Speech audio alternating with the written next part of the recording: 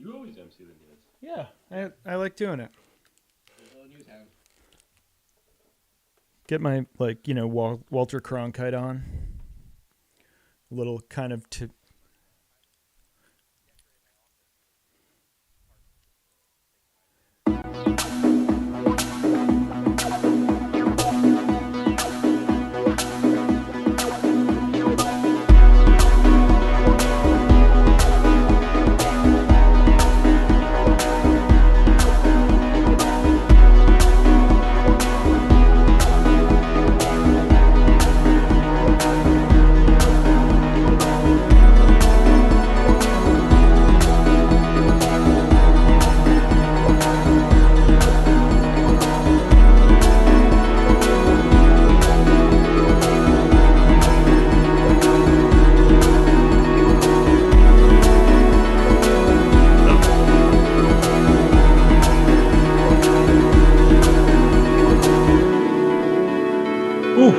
Another episode of Cantina Chronicles.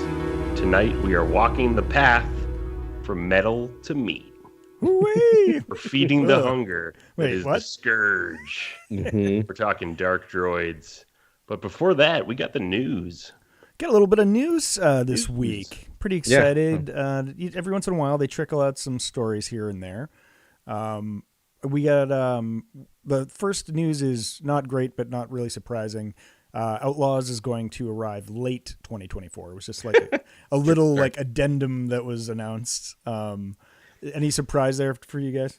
No, the surprise is they're still claiming 2024. This is their slow way of pushing this thing to summer 2025. I'm telling you, I think personally with the bad press surrounding grinding in video games going on right now is that they are, which is a good thing, and with all of the labor action that's been happening rightfully around everything else, is that I have a feeling they know what's coming and they're like, no, we're going to need a little extra time on this. And by extra time, I think they're going to need, I don't know. I don't want to be a pessimist, but my guess is Christmas 2025.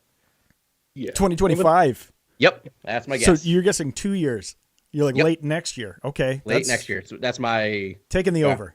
Okay. Yeah. What about you, Grant? If it's an open world game and there's lots of quest lines, like I could imagine certain things breaking if it's not done correctly in terms of traversal and going from planet to planet and all these open worlds and doing certain things in certain orders.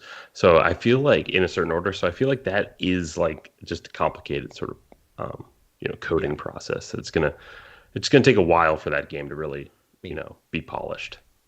I don't want an experience like I had with Skyrim, where I nearly 100% of it, except for a glitch. And because of that glitch, I had to wait a year and a half for a patch to come out that I could then 100% it. And then I forgot that happened. And finally I went back 4 years later and did the thing that took 30 freaking seconds and 100% of it. Anyway, I'm still bitter, so I don't want to be bitter about Star Wars. I think that's fair. I think Skyrim, the greatest game ever made, but yeah, of course. Right.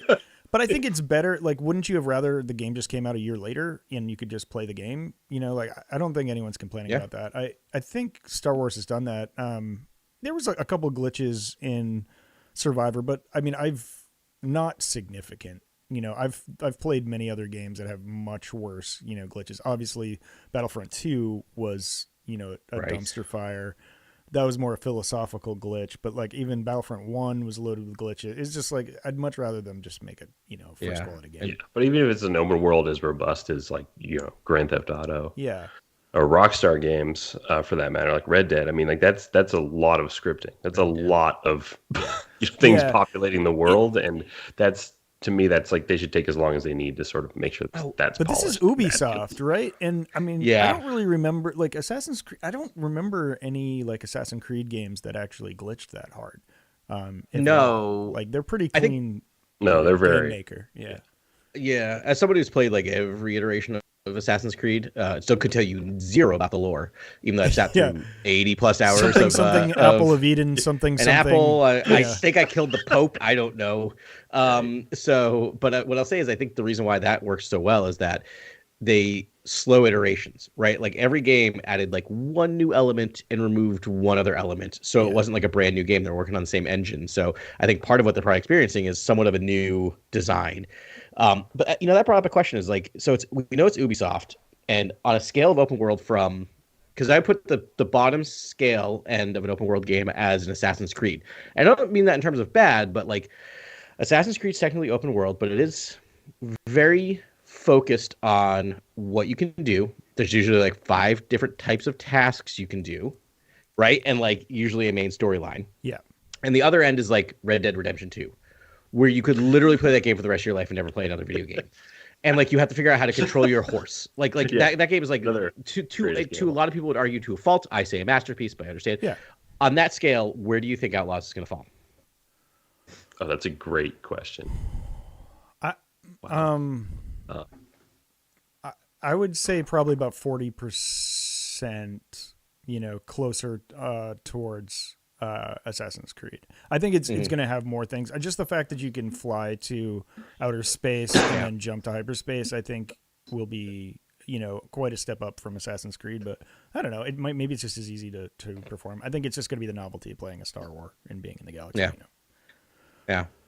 What do you think, Grant? I think all of the level of interactables that you get in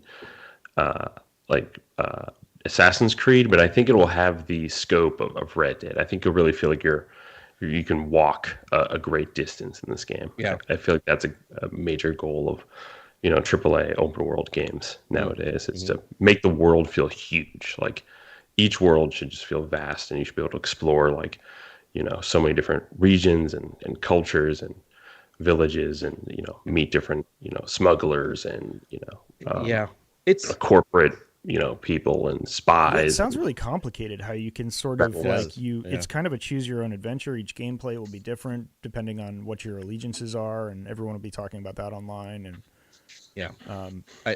I still want to call it, and I want to be clear to anything that's listening, this is not a monkey's paw statement. Oh God. But I honestly feel like this might be the last video game I ever play. It's definitely one of those all-timers. Yeah. Like it's kind of like the end game, sort of like app killer for open world, the open world experience. I do love sort of fantasy and Elder Scrolls, and I'm really looking forward to Bethesda's next Elder Scrolls rather than So I just got Spider-Man 2, and I'm like, I'm excited to play this game, and I'm like, or I could just play Red Dead Redemption 2 more. I'm like, do I want to just do that forever and just do maybe I'll just do that forever, just find my thing. Be a cowboy. Bye. Forever. Yeah. That's sorry, great. You're trying to change us to the next topic, I'm guessing. No, not at all. I wanted to ask a question.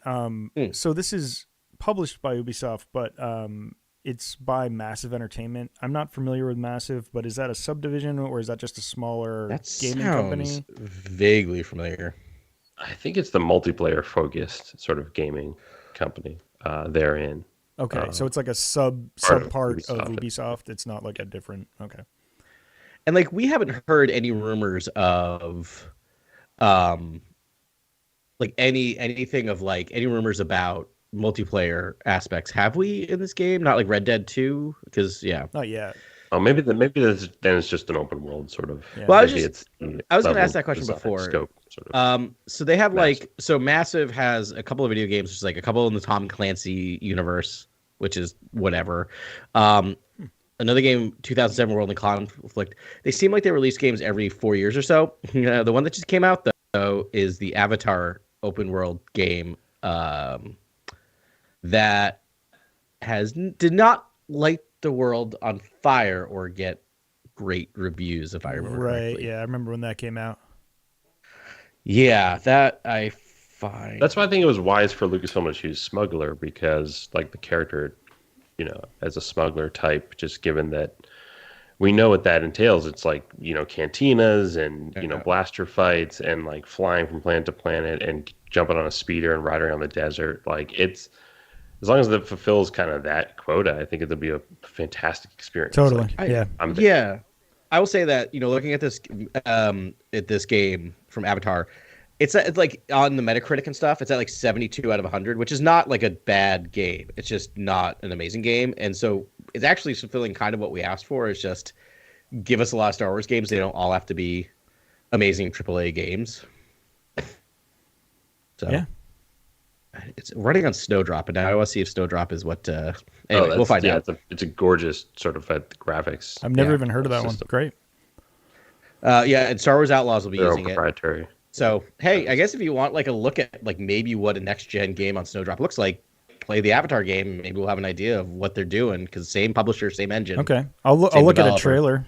I mean, I guess Yeah, I'm not gonna buy it, but maybe once Yeah. on Super Sale, I'll pick it up. Yeah. Just to mess Did around. they work with on the Tom Clancy games? Did they work on the Division? Is that what they did? I believe so. I think that's what I saw. Okay. All right. Let me double check. Real quick, they did. Wildlands, Ghost Recon Wildlands, maybe. I lost the search. Forget it. It's all right. Don't worry about it. Yeah. We just went way down. I'm just wondering the because video game. Oh no, there we go. Yeah, the Division. Yeah, they did. Okay. They did the Division. Both. That's why I thought Yeah. multiplayer games and sort of like just robust sort of open world Yep. multiplayer experience, which would be cool if you could eventually customize. I could see that as like a DLC. That's also the Star Wars experience I think a lot of us want is the KOTOR experience of essentially customizing your own character. Yes. Yeah. Going through the story as a blank slate and sort of building your allegiances as you go and building your ensemble. Like I think people are really really desiring that. Yeah, that's the holy grail. This game I won't be that. It seems like they're like, let's just get one character that'll be your avatar and make that open world. And then I think probably maybe not even next iteration, but the one after that, maybe we can actually get that full customization. I mean, there was supposed to be a KOTOR sort of remake happening or whatever, but I think that one's tanked. Jason, if you're listening, that was the one we didn't. And more forgot news, about. right? Like that game is not happening, I guess. Yeah. Okay. It depends on how much they are so beholden to this. Everything has to be canon thing, which I'm like. I mean, yes, Jedi. Let's say just say Jedi Survivor is the game that's canon. Every other game is Legends, and let us have some. Yeah. To be able to choose our I would be destinies. totally fine with the entire Old Republic or whatever. If they wanted to carve out 1,000 years just for video games, I would be so fine with that. And that's the only way you can explore that thing. And it's like, there's a story, kind of like essentially Star Wars Dynasty Wars. I mean, well, like I would say essentially like canonizing Knights of the Old Republic, or like or whatever narrative they want to actually give that. I think that would be fine. There's plenty of stuff before it and after it that can be explored. It's 25,000 years, A lot of room and growing, right? So, Yeah. I'd be cool with that. But anyways, sorry, we went right down the rabbit hole there. In other news, John Wick director Chad Stahelski would like to do a Star Wars. He sort of had like an open. It was like in an interview, and they were talking about what sort of projects he wants to do. And I'm paraphrasing here, but he said, like if anyone from Disney's listening, give me a call. I think he said, I don't know if he said in a couple of years, but he's like, give me a call in a little bit. He's like, I've got some ideas that I'd like to flesh out in the Star Wars universe. So I'm trying to think. We did the director's draft. The source for this is that guy at the cafe in Studio City. No, it was an interview. It was him who said this. It wasn't. I'm paraphrasing a direct quote. Yeah. It actually happened. But yeah, that was pretty much it. So I don't know. I mean, I remember we did the director's draft. I feel like I might have picked Stahelski. Oh yeah. I think he might have been, or at least an honorable mention or something like that. We talked about pretty much every director, I think, during that podcast. But yeah, because that was around the time when they showed the John Wick motorcycle fight with a lightsaber. So that might have been. That might have come up. Yeah. I don't know. I think I'd be into it. It's all about story, right? And I don't know. Maybe he has a very. He may not want to do the next, big trilogy that pushes the story forward, but he might have some other things. The Bosk, the Bosk standalone, maybe. Yeah, I mean, you should have put that. Sure. Whoopsie daisy. I know. Just slip it in there. And anyone, hey, give the man a meeting. Give everyone who wants it pretty much a meeting. And like, I love the fact that we're back to where we were. I think like when we started this podcast, of like all of the people who are like interested in, possibly attached, and like that's great. We did a little bit of this via text. Well, by we, I mean Grant was texting with Ben and I was working and then watching texts go by. I read it all, by the way, and agree with all of it, but I was not able to. I'm like, I cannot engage. I will lose 3 hours. But I will say that like I have no problem with someone like this directing a Star Wars movie. I still want to go back to, and we've talked about this a bit, of just like I think, and it doesn't necessarily need to be for directors, but when we talk about who's writing we need teams. We need teams of people writing and directing, and I don't mean like large teams. A pair, a duo, a dyad, perhaps. Like I will say two of the best, two kind of the best Star Wars things to come out during the Disney era are like The Mandalorian, which is a great combination of Jon Favreau's directing and Filoni's lore bombs, fun style, and Filoni's lore bombs. So Adam, what you're saying is a council will make mistakes, but a dyad will see the path. Absolutely what I'm saying. I was about to say that, but you took it from me. But it's true. I think that's true. Just like, because it still allows for creativity, allows people to bounce ideas off each other. It allows for yeses and nos to come through that aren't like feeling like being overpowered or ganged up on. And the other duo that I think was really good was Kasdan and Kasdan. I think having the young Kasdan, who again, we can have all the discussion about nepotism, don't love it, but like someone who clearly is steeped in Star Wars. That movie is fantastic. Yeah, honestly. Yeah, Kasdan the younger, I think, saved really made that a really compelling movie. Things that Larry, the Kasdan the elder, doesn't care about at all. But it was all those little lore bombs, those juicy little tidbits that made it. That made it really fun. Yeah. So pair the John Wick guy, who maybe might be the biggest Star Wars nerd ever, but there's some competition up. There's some steep competition up there. Yeah, pair him with someone, and so we get the Rian Johnson trilogy set a few thousand years in the past or in the future, and Chad Stahelski comes in to direct all the action sequences, gets just incredible choreography, from the actors. But here's the thing. I don't like that either. No, you're wrong, right? No, what I don't like about that is I think that was the biggest issue. We've talked about this. You've talked about this a lot of The Last Jedi. Not to start a Last Jedi conversation, but it needed more lore. It's one of my favorite. You say movies. It 3 times, it will appear. It needs more lore. It needs more connection to some things. And I think the fact that it was all Rian Johnson, who is an amazing director, an amazing storyteller, it felt somewhat disconnected because it needed someone like a Kasdan or a Filoni. Well, so let me posit this question to both of you before we, relitigate the movie again. So now Filoni is chief creative officer at, Lucasfilm. Yeah. So if The Last Jedi was being made today and, Filoni is looking over Rian Johnson's shoulder, do you think we get a different movie? And I'm saying this philosophically, looking forward, we will have Filoni there. How much do you think Filoni's really going to do? Because I think it's kind of a revisionist quandary. So I know it's so hard to say because we wouldn't have Filoni there without. I know. That's why I'm saying with a vision towards the future. Build on everything. How much influence do you think Filoni would have been able to have on that movie? And by proxy, how much influence do you think he'll have in the future? But I think to answer that question, 0 and now a ton. Does that make sense? Because we didn't know what we didn't know at that moment back in The Last Jedi, which I, again, love it. Not just me being defensive. Okay, so you're just saying you can't even twist your brains. But all right. If we were somehow in a vacuum, right? In a vacuum. You're talking about this entire sequel trilogy and what? No, just someone in a creative, executive role. Do you think Filoni has enough power and influence to go to a Rian Johnson and be I don't know.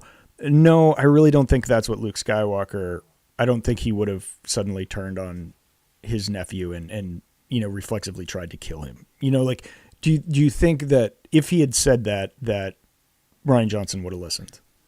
This is about Chad Stahelski directing Star Wars, right? Sorry. Yeah, but I think am I too far down the rabbit hole?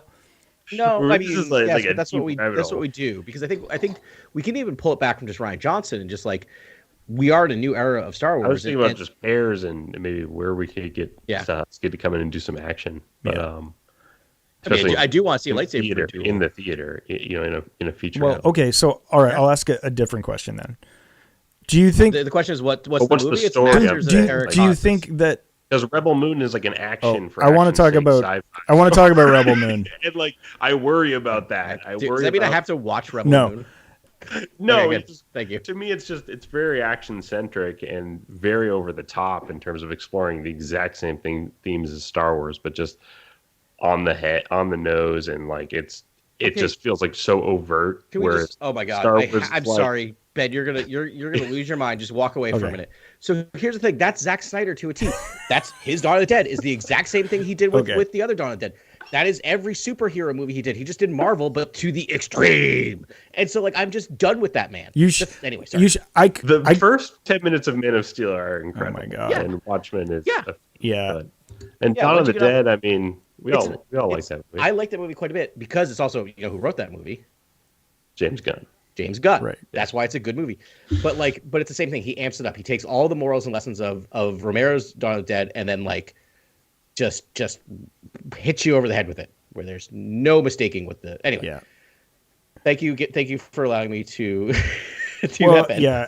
We're off the rails. We're off the rails. That's fine. Yeah, I wanted to try and steer us back, but you just mentioned Rebel Moon, so I just need to say my 2 cents and on that because I watched the first 30 minutes. I think it was after our podcast, and I was just like, you know, feeling pretty good and just wanted to like, you know, I wanted to watch some sci-fi. And I got about 30 minutes in and I was like, I can't. It was and listen, I can't make a movie. I can't make a movie that good. I can't direct a movie. I can't write a movie that good. So I'm just going to say that.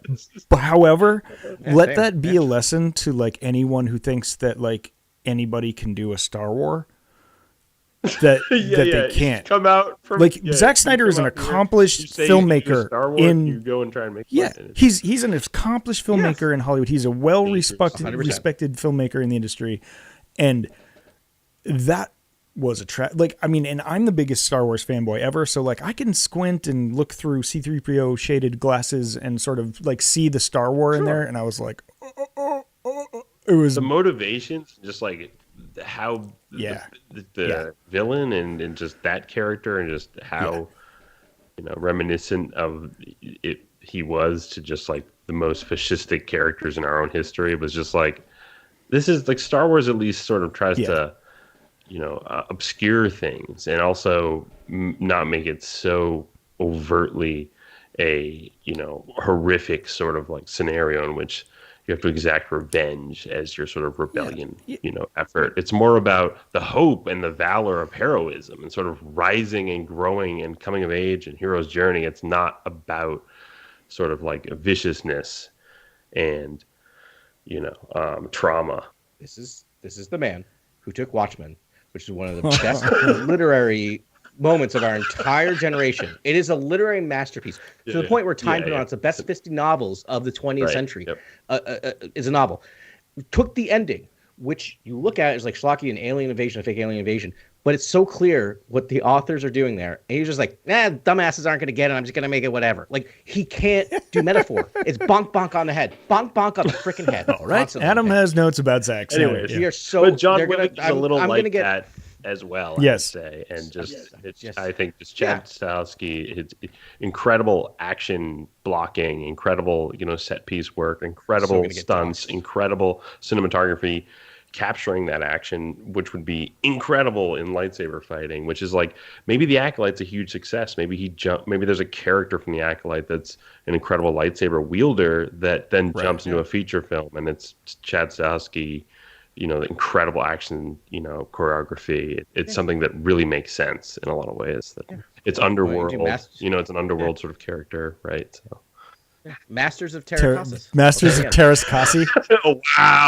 Wow, that's actually a nice. That's pitch. A good pitch. Yeah, I'm into it. So I guess Masters of Terracasas, and it's Chad Stahelski this summer. Yeah, and it's an underworld sort of like even more stairs, blade wielding sort of like characters. Yeah, everyone will be like, "What?" But they'll just like it'll just be sold as like, "Don't worry, it's the John Wick guy." Like, buckle up. Yeah, I know. My favorite thing about buckle up is my favorite thing about this is I feel like I somehow have gone 2 weeks on Instagram without seeing the current Keanu in Star Wars like rumor, and now I saw that I'm like, oh, here we go. And I'm like, I'm all for it. It's fine because the whole thing. You've even heard the whole Acolyte rumors, right? Have you guys been hearing the Acolyte stuff? Everyone's convinced. Oh no, I haven't saw that. That's great. Wait, who? Keanu. Keanu. Marvel's Grant. I'll fill you in. Marvel's Mephisto relief is the same thing as what's going on with Keanu in Star Wars. Like every time there's a new Star Wars, everyone's like, Keanu's going to be in this one. It's going to be Keanu. He's going to show up. Really? I didn't know that was Yep, as happening. Revan. Yeah, I've seen a million like photoshops of him as Revan, and it looks really cool. He is like I mean, cast Revan. Yeah. Also, Yeah. do Yeah. it. I know there's so many things, but he would be a great Stellan Geos or an Elzar man. Yeah. There's a lot of things he could do. But all right, so I'm tying back into my earlier question. Do you think if what is it, Stelsky? Is that how you pronounce his name? His last name? It looks like Stelesky. The first time you said it. Stahelski. Stahelski? There it is. Stahelski. Yeah, Stahelski. Okay. If he was hired to do one, do you think having Filoni as chief creative officer is enough of a nerd in the room to help? What about a show that's like the Jedi Trials? Because I've never seen that. I've always wanted to see what it looks like for them to go through like the trials and the acrobatic sort of nature of those puzzles and the sort of temple, kind of like what we did in Jedi Survivor. Yeah, there's a little bit of that, and then guess. it's my favorite part of the High Republic stuff is we've been getting more of the trial stuff in the High Republic books and comics, and so it's an unexplored area. Kind of unexplored, and lots of sparring. I the way imagine. I've been reading it in the High Republic is that like there isn't a standardized trial. It's sort of like your master comes up with a personalized trial for everybody.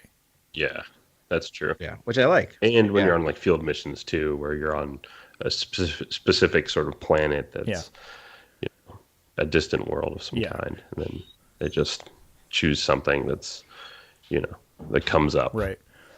All right. Last time I'll ask, and then I'm giving up. Do you think Filoni is enough of a nerd to help Stahelski, or would you prefer to have a pocket nerd like BYO nerd? I mean, yes. I mean, he's Lucas. I mean, as close as you get to Lucas without having Lucas, and possibly more Lucas than Lucas at this moment in time. Ahsoka was It was more Lucas than Lucas. Yeah, I think he absolutely is. Yeah, I think he is, and I think it also depends, not to get too like inside baseball with this stuff, but it really depends on what they're doing there, if they're going to give him more control. But I don't see him as based on everything I heard about him and the way he works and the talking about it, I don't see him as putting his thumb on the scale too hard. More of just like, that's really cool. It might be an interesting idea to think about this as well. Go off and do your thing. You know what I mean? Like, so I think he's there to more like, hopefully like spark creativity and also like make sure, like, do we have a plan going into, I don't know, a trilogy of movies? Yeah. I think actually like his role is really going to be like a bro on set, and he'll kind of be there. And if, he'll be as available as people want him to be. But I'm sure he'll be in a room with Kathleen reviewing this stuff, being like, "Yeah, that doesn't really work that well," or "This would work so much better," Don't you feel that's what he was doing on Mando season 1 and 2? That's my feeling. I think he was shoulder to shoulder with Favreau. That's what I'm wondering is like, is he going to have that much influence with all the people? Like, I'm sure he doesn't want to be overbearing, and no one wants to step on people, but. It might be based on the project and where he's needed and where he's asked to be, right? Like he might, depending on how important the movie is. And I just mean by important of just like these 3 movies that are coming out, they got to get these right? They got to get them right. And by right, I just mean like, I don't even know what I mean by right. So it's weird that I said that because I don't even say there's anything wrong, but I don't know. You know what I'm saying? The first movie we have to look forward to here. The first, Ray. Which Charmin, the director, and I'm sorry I missed the third part. Oh, you're so close. Shamin? Yeah, Shinoy. Right. Yeah, and she had been out talking about it, so that's good. It's always good when they're like just out, answering random questions. I mean, no real information, but at least like acknowledging it's happening. Yeah, that was weird. That I didn't mention that, but that did just go through the news cycle as well. Was just sort of like, this is happening and it's a step forward, and blah blah blah, and like and I mean they're saying that it's doubling down, that it's going to be a new Jedi Order and a Jedi Academy and that sort of thing, which is sounds fun. All right, last thing, we talked about that I think this morning. Not deeply, but Iman Esfandi said today in an interview that he didn't watch Rebels in preparation for his characterization of Ezra. He said he studied his Ezra's parents and Ezra's mentor, Kanan Jarrus, and his friends, and he essentially like studied the environment and filled in the blank in the middle in the hole in the middle. Which I can't believe he's never seen Rebels, but he said he didn't watch Rebels as prep. That's remarkable, given that he sounds exactly like. Give that man an Emmy now, because because there are certain roles where it felt like, actually I don't know how to say it, but like I don't know, he was to me the closest character to the character he's playing, and I mean that's even from people who are playing doing the same voice characterizations. Does that make sense? Like even like Thrawn didn't quite feel like Thrawn to me in that a little bit, and I know, but he was spectacular. So that's great. He's an amazing actor. Well done. Bravo. No, I want to see more of him. Yeah, I thought Ezra was a highlight of Ahsoka. Like I really loved all the Ezra stuff. He was the light that show needed at that moment. And I don't mean needed in terms of something was going wrong, but in like where that arc was going, you needed a beacon of light suddenly, and that he was it. And I thought his past with Thrawn is a little confusing. Like I kind of just don't know what happened. I don't know. Go off. You're fine. Don't worry about it. I'll kill you in a few years. Don't worry. I'm never gonna attack you with my TIE squadron. Yeah. I'll do it now. Now that you have two other Jedi people are here, I'm going to attack. You know, if you have allies, I'm going to attack. Yeah, wild. I'm sure there's a story there. All right, that's pretty much all I got for news headlines. We really need to talk about these comics. Adam, do you want to take it away? Sure. So we are going to talk about the Dark Droids miniseries, specifically the main run that consists of 5 issues, and then the miniseries D Squad, which takes place kind of in between. And the reason I think we're doing that is because D Squad plays, talk about that title a little bit, plays a really significant role in the climax of the Dark Droids plot. We're not going to talk about the main run series, Star Wars, Bounty Hunters, Darth Vader and Aphra. We'll do that a little later. Otherwise, we'd be talking about 40 some odd issues of comics. So we're just going to talk about kind of the main run and cover that. And this is, for those of you keeping score, this spun off of the Hidden Empire miniseries. Although it is completely separate in terms of it's not following Kira's plot line, but we see like a very tease of it at the very end of Hidden Empire with the Spark Eternal. We'll talk all about that. And a lot of ways, this started, I believe, in October, and you can feel it because this is very much a horror-focused miniseries. Not to give away my feelings, but I was in my glory reading this stuff, so I'm very happy with this. And even though you heard my rant last week about crossover events, I thought this one did okay. Nice. You guys have. I know my costume for next year. Are you going to be Ajax Sigma? I would too. It's like a 20-limbed droid. Oh my god! Horror droid. I'm just going to be a droid with human arms coming off of it, because how unsettling. No, I want to be an R2 droid with 2 like decaying human arms in the front for some reason. Yeah. I have a child that's about the size. Oh my gosh. Of an R2 unit, so maybe I'll just put her in that and then have armholes and have her just paint him gray. That's amazing.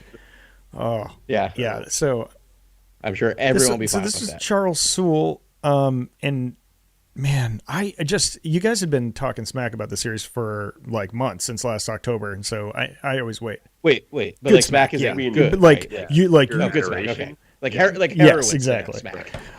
So okay, good. Yeah, so I was really looking forward to this, but it did not disappoint. It's just such like an awesome, fun like glimpse, and like just such an original Star Wars story that's still so like grounded in the lore. It's kind of a huge event, but I'll let it slide. Yeah. As my like angry fan, whatever. When the consciousness it's like it's a lot. Happens. It's kind of mind-blowing. It's weird to think about when you watch. So next time you watch Empire Strikes Back and then you watch Return of the Jedi, just think of the fact that between those two movies, really grounded movies, now that you think about this comic series, all the droids came alive, took over humans, hacked the Force, and almost took over the entire galaxy. I've mind droid revolt. So I know we're trying to get back on rails, but Travis is joining us again this week, which is awesome. And we mentioned Bounty Hunters, and he kind of was he was talking about Keanu a little bit, and he said, "What about Keanu as balance?" He thought that could be cool. Oh, how do you feel about that, Ben? block the rest of his comments. No. Sorry, Travis. I'm not a Travis, Valance you're always fan. Sorry, Travis. We're not really Valance fans, but Which is cool if that's you all right. are, man. It's very cool. But Yeah, personally, I feel like he's been in too much stuff. I'm burnt out on Valance. well, don't worry. I think you got one more issue. I'm glad you said balance at the end of that sentence. No, just Valance. Just the character. I know he can't die, but can he die? I mean, he could die. They killed him I'm off not in the old convinced. EU. Yeah, I don't know. We'll see. They've been teasing his death for about 7 runs of comics too. Since his creation. So, Well, he pops up in this again, and it's kind of cool. Yeah. It's a fun sort of So takeover. you have two of the other greatest characters in Star Wars in Lobot and Magna Tolvin, and then it's and Valance, of course. And Balance. How could we? Yeah, and Balance.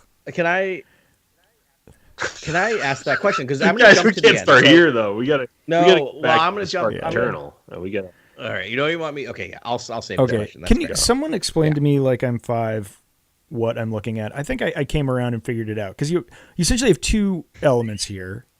There's the Spark Eternal, which that's how Aphra escaped the Spark Eternal, was she put it in a droid, right?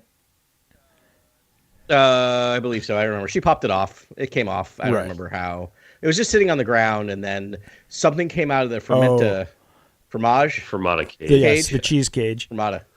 Wait, so the ancient Sith Fermata trapped cage, something in this little coin, or this little droid, I guess. This little droid, the size of a coin, basically. No, that was the thing that was Spark Eternal was stuck in, and then the thing came out of the kind. And then went into the medallion. So basically, you just it's like you got peanut butter in my chocolate. I got chocolate in my peanut butter. We 2 taste greats together, which is droid. Okay, so revolution. that makes more sense. So there was a second. It was the entity that was trapped in the Fermata cage is what got inhabited by the Spark Eternal.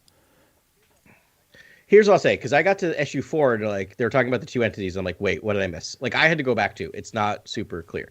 But if we're treating this as a horror story, the origin of the creature is not all that important. It is supernatural in nature. It does not need to have rules or make sense. Thank you, Adam. That's great. That's great. Thanks for explaining. You're welcome. But I need to know. It does make sense, though, and there's great lore. Guess, but it does. It seemed like which they use. The whole personality of the thing was the Spark Eternal, not whatever the thing was that came out.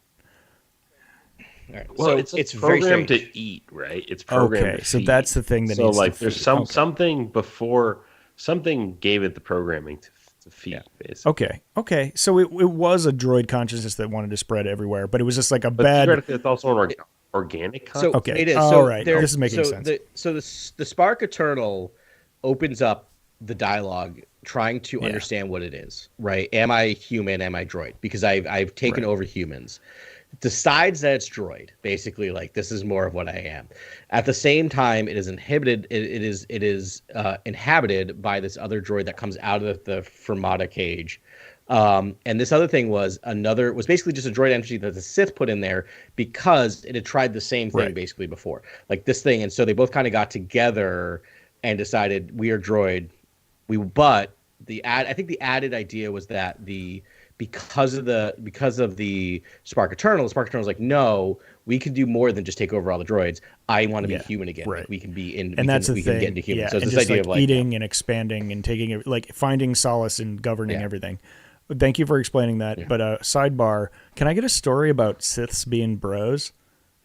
You know what I mean? Just Siths being bros. The Sith point of view of that story, locked away this evil spirit in a medallion, and then that, whatever that droid, consciousness was, the history of that, and then, the Sith. Yeah, because they're going to solve that problem by, killing everybody, and I think that would be great. Or, at least without the constraints of, murder and the, Jedi, doctrine holding them back. They're going to just figure that out. Yeah. I'm telling you, I think the second coolest time Star Wars can explore is, when the Sith ruled the galaxy. Yeah. Yes. Because I feel like that is such an interesting... Just you have to kind of do things in secret. The good guys are basically operating from maybe just a few sectors, and then the Sith basically control or patrol the most of the galaxy. I feel like Well, and you could do it in a way that doesn't feel like Star Wars the original. It's just like these are a scrappy band of rebels who are taking on like mostly other humans plus like one or two when you get to the sequels. Force users, really powerful people. But then if you tell a story of just like, no, there's this small group of scrappy people against an entire legion of dark force users, right? It becomes very interesting in terms of just like, this is a story of survival. This is not a story of victory. The victory is in the survival, not in overthrowing, right? Which I think is interesting. Breaking news, a couple things about Travis. One, he's on board with us. He feels like, and Grant, you love this, he feels like Valance feels like a generic 90s X-Men dude. You read our minds. He just needs a lot more pockets and a lot more pouches, and that's 100% right. Muscle. He's got enough. He needs like 20% more. Yeah, the other thing is that he's a comic reader because he mentioned that he thinks that Charles Soule knows what's going on with the Rey movie because in Star Wars 20, you see Rey standing in front of a temple that we haven't seen before. So more what I want to say is like, Travis, thank you. We love talking about comics. We're so excited that you're one of the comics readers as well. So that's very exciting for us. Cool. Sorry. Yeah, that's exciting. I just Ben just grabbed his copy. Sorry, of I was looking to see like if they have any time earmarked as like Sith rule, and they don't really. They like say Seeds of Turmoil at like 2,000 BB or 20,000 BBY, but nothing exact. So, but there's a lot of space in there. I'm hoping it's some sort of grand secret that there was a time, there was an era. Yeah. I mean, I think there definitely was in, Legends, and it's too awesome to ignore. And I feel like they could even do it right at the beginning. Like, how cool would it be? Like, the first Jedi just goes straight dark because they just don't. There's like no rules. It's nihilism with the Force, and then like, well, they don't know what they're doing. We'll pull them down the Anyways, path, right? but we see the Sith deal with this coin from long ago. Yeah. And all right, so we're on page one. Page one. We got to get past page one. Yeah. we could have gone deep. On I mean, I don't know if we need to like retell the whole story of the droids, but I mean, that's pretty much it. They're trying to stop this menace, and everyone, they take over a Star Destroyer, and they take over, they infiltrate the Republic, and then they infiltrate a planet, and then, a city, and then a planet. And then they figure out how to jump to hybroids. Hybroids. When I heard that, I was like, let's talk about hybroids for a second. Yeah. It threw me for a second, but I'm like, I like a new term. Cyborgs and hybroids. Those words were used a lot in this. In these, issues. It was so good. Yeah. So then, all in this quest to take over human consciousness, and then they really want to take over a force wielding human consciousness, and that's where the trouble begins. And like he, goes up against Luke, and he goes up. I mean. Then there's a Vader scene that is the most amazing thing I've ever seen. Oh, well, just wait till you read the Vader comic because you get that over a couple of issues. Like that whole thing is built out. Yeah. Which we will cover. But also go read the. I will say that's what's crazy watching the movies is thinking about what happens to Vader. Right? I know you can't. You just can't do it. It breaks your brain. Wait, what happens to what? What I was gonna say is that, like the fact that like to Vader between like. Empire and Return, like it's like, he remember the time he got like pulled out of his thing by droids and then like taken over and then also talk about a nightmare. I mean, even though like Vader's a villain, it's like you're a quadriplegic and you get like dragged out of your thing by like and attacked, and people are trying to kill you. Like, well, and the boss move of like pulls the lightsaber to himself with the Force and the droid catches it. It's just a great moment of just that's like, not gonna do it. Yeah. And he's like, and then he goes, I mean, amazing. So the other thing is like this is like Palpatine and the Sith on steroids because the Spark Eternal or the Scourge as the joined force becomes known as goes from let's take over all the droids. That's not quite enough. Let's take over all the droids and hybroids. That's not quite enough. Let's take over all the droids, hybroids, and humans. That's not quite enough. Let's just take over Force. Everything using the Force, like which is it connects everything. Like I love that idea of how fast it goes down. Because that's what stopped it before, and it wants to understand. That's the one thing it needs. The one weakness. It just wants to be safe.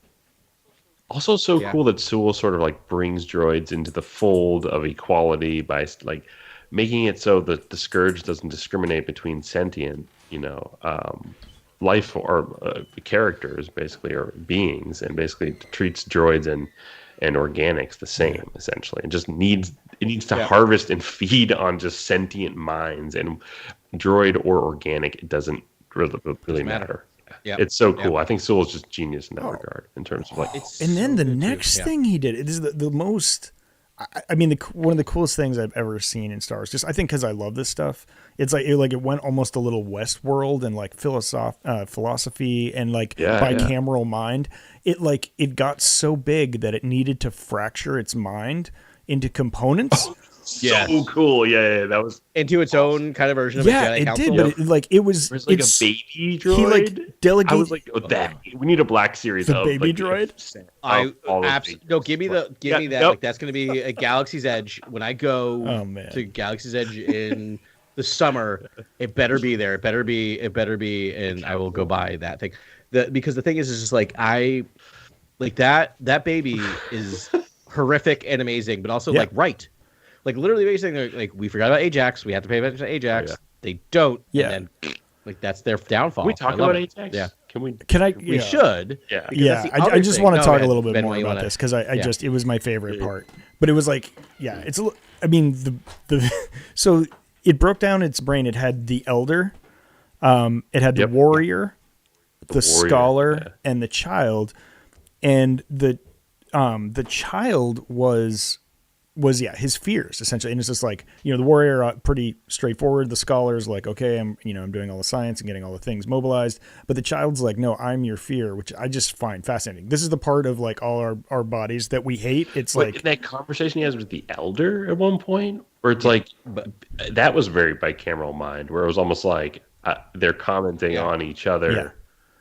And who's actually like chicken or the egg scenario of like when did he need to feed and was he always intended to feed, and like they kind of want to end this cycle or something, and it was just like so cool. Like I was like, that conversation was awesome. That was I mean, wait, the Elder was the instantiation of the Spark Eternal. It was like the other half of the two things. I think that was the Spark, right?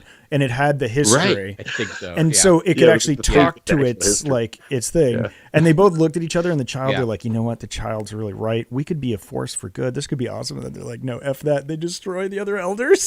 I mean, the other minds. We have to end the force.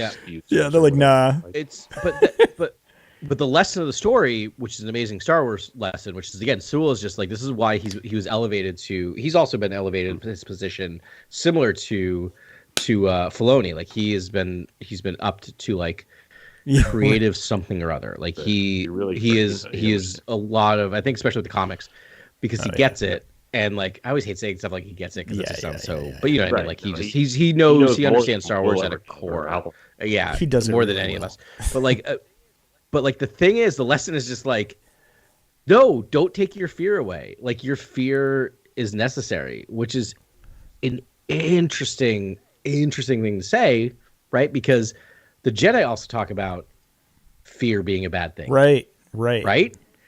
So I don't know what the lesson is here. Are the Jedi wrong? Is fear important? It's like, because fear is what warns us. Fear is a survival mechanism. Right. We need our fear. Yeah, like anxiety is fear. Like that, all that stuff. I'm like dealing with all that, and just that's a healthy part of your brain telling you just like what's up. It's your innocent, keeping you safe. Yeah. For my many years of therapy, I was supposed to say thank you to my anxiety. I just learned that last week because it's trying to help me. Thank you, baby droid. No, shut up. Yeah, thank you, but I don't need you right now. I don't need you at all. I'm going to destroy my fear. But no, I love how you made that an analog to the Jedi too. It's sort of like they could totally do that with the whole psychology angle and be like, you need to recognize your fear. Yeah, it's distracting the conversation. It's basically climbing out of its seat and like really trying to get their attention and not wanting to do anything that they're planning, essentially. Yeah, the key is to understand and listen to your fear, but then not act on it. So that's that could be another realm, or not act badly and not get hooked by it, right? So, again, I think I love Yoda, some of the best knowledge of all time. He says some stuff that's just straight up dumb. Do or do not. There is no try. That got me through like half my life. Wait, you're gonna do that to us right now? Shut up. It's the greatest line in Star Wars. Fear leads to hate. No, it doesn't. There's a Rebels. There's a Rebels. Fear can lead to hate. Like, this is my problem. Right. Oh, by the way, we don't deal in absolutes. Sith deal in absolutes. Everything Yoda says is an absolute.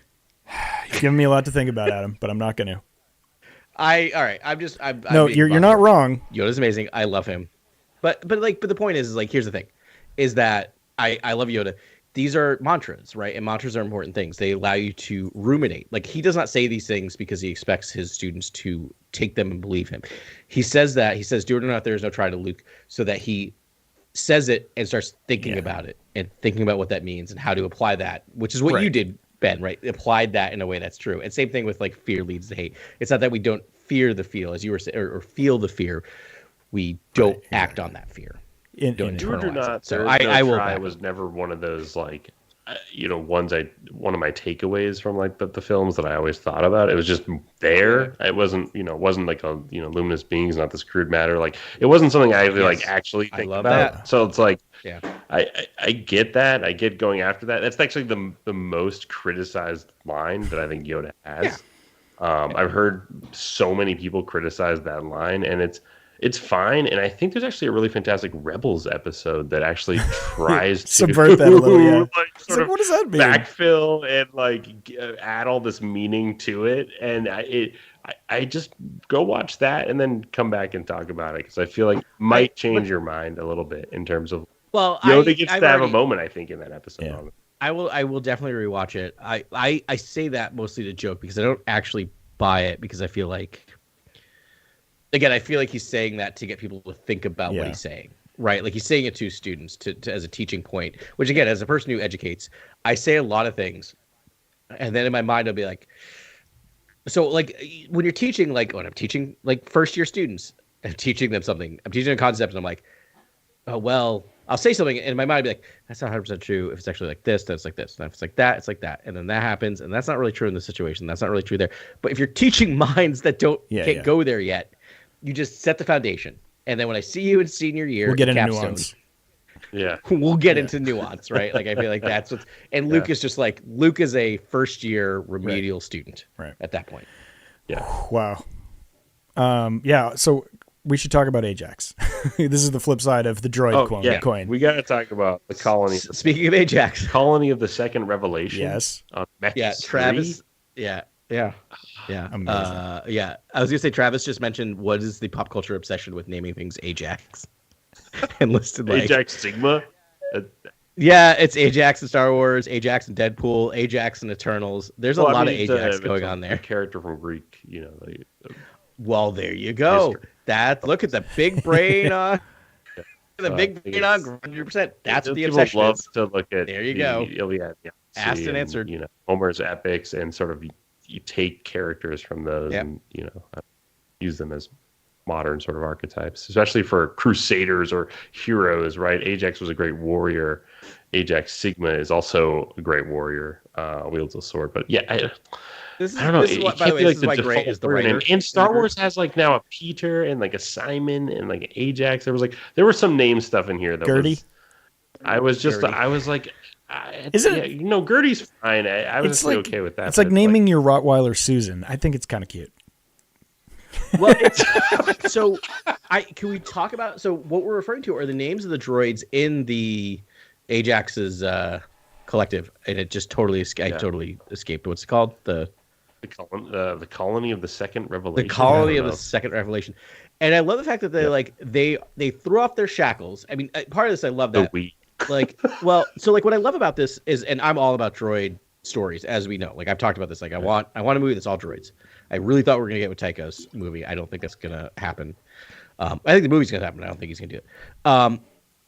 But I feel like that one of the things that he is doing that I love is this idea of not like, we are not revolutionary necessarily. We found an area that those who have gone past a certain level of consciousness can come. And there's a line, I think in the last one, where he says something along the lines of, there are those of us who have chosen to still work with the humans and help the humans. And that's cool. We do not judge them. Like, and I love this idea of like that he's gone from this like this revolutionary killer in the High Republic era, like taken down by Loden Greatstorm. Was that who got him? Yeah, I believe so. I'll double check. I think it's Loden takes him down. Or no, it might be might not be Loden. It might be they had some frames in D Squad. Yeah. Showing in battle. D Squad had all like the juicy lore. Yeah. that I wanted. I was like, R2 gets spaced by C-3PO. Like, where does he go? Yeah. So quick backstory on Ajax. He was part of the High Republic droids, and basically was just like wiped out an entire moon. And then the Jedi sent out like Loden Greatstorm, took him down. His core ended up in the ground.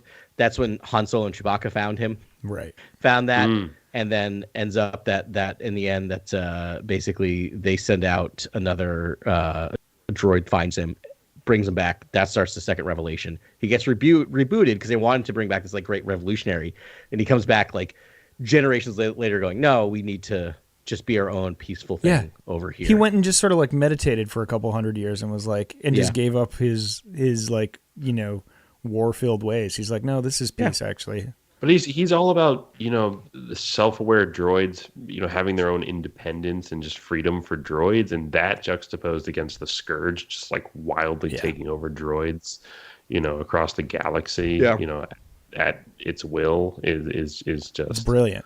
It's very interesting. Yeah, I like it a lot. Do you want the sociologist to me to pop out for a minute here? All right. So the first revelation is I. Yep. The second revelation is we. Yeah. The third revelation is them. We'll stop there. We'll talk about the fourth revelation at the end. Right. I, we, them. That is how civilizations formed. Right. Like humans first became self-aware, and then they became aware as a group. And then once groups form, outgroups form. This is where the sociology part comes from, which is the them, the other, the outside.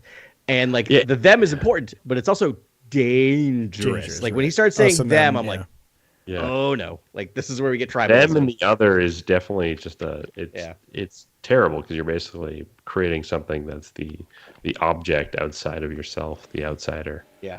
Outside of you, which is othering anything. Is I don't see how that could possibly be a problem in any sort of applicable sense. No, we've never seen that happen. No one's ever scared of people American just because they're history. Different from them, right? No, that's no, never. Yeah. Cool. I missed out on all history, so I wouldn't know. Yeah. Or current events. Yes, I also don't have a TV. Yeah, America.